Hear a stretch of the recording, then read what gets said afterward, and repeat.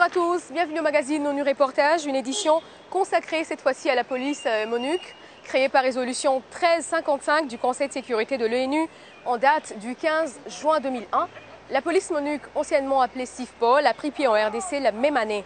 Dans cette édition, nous verrons donc les différentes composantes de la police MONUC, son mandat et le travail abattu.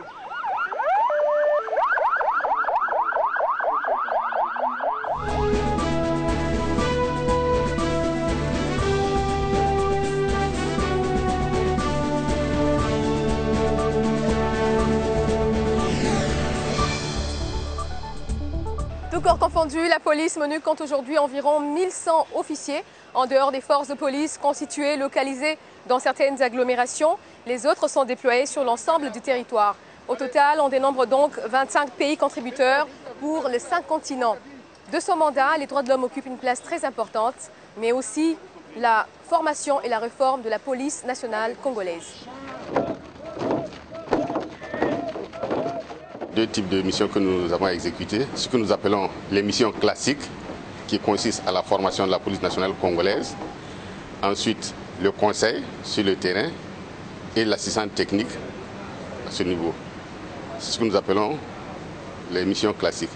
Maintenant, nous avons des missions qui sont liées aux différents mandats à la spécificité.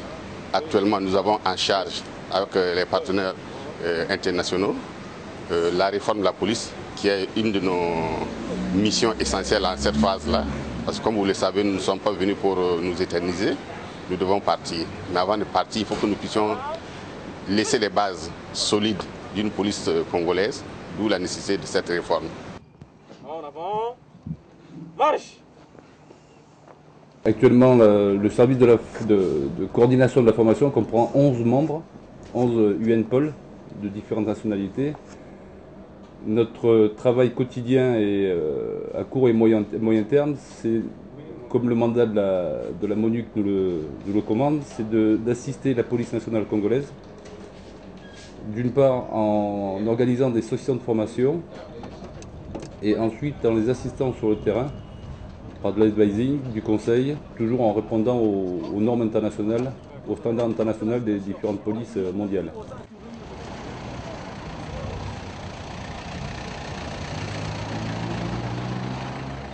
Les équipes UNPOL du secteur de Kinshasa se déplacent, vont au contact de ces unités, constatent s'il y a des anomalies dans les activités quotidiennes de ces commissariats et sous-commissariats et postes de police de la PNC de Kinshasa.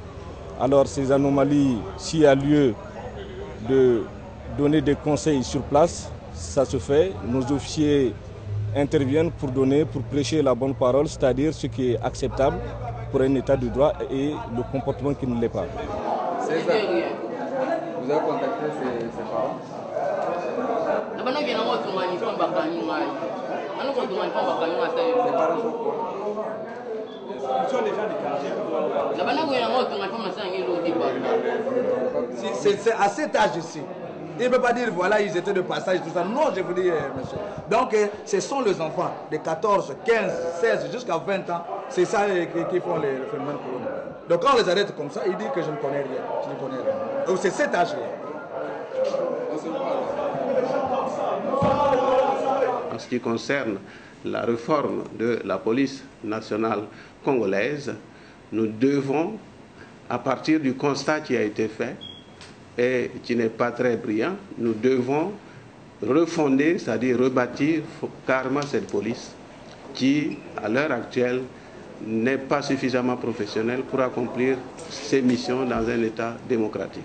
C'est bien de mettre un certain nombre de choses, mais il faut des mots qui permettent à l'exposant tout de suite de savoir comment il va développer. Et nous avons au sein du secrétariat exécutif du comité de suivi de la réforme de la police des experts qui viennent de la police civile de MONUC. Ils sont dans les différents groupes de travail que nous avons ici dans le cadre de la réforme. Et les rapports sont excellents et nous apprécions beaucoup leur expérience qu'ils nous apportent dans le cadre de la réforme de la police.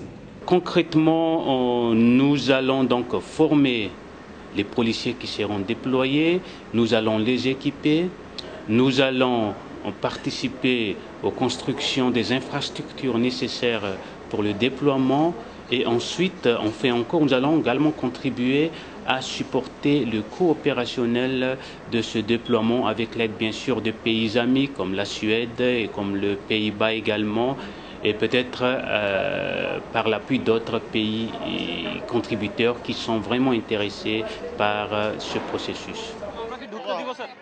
Au nombre des composantes de la police MONUC, il y a aussi les FPU, l'unité des forces constituées, spécialisée dans le maintien de l'ordre.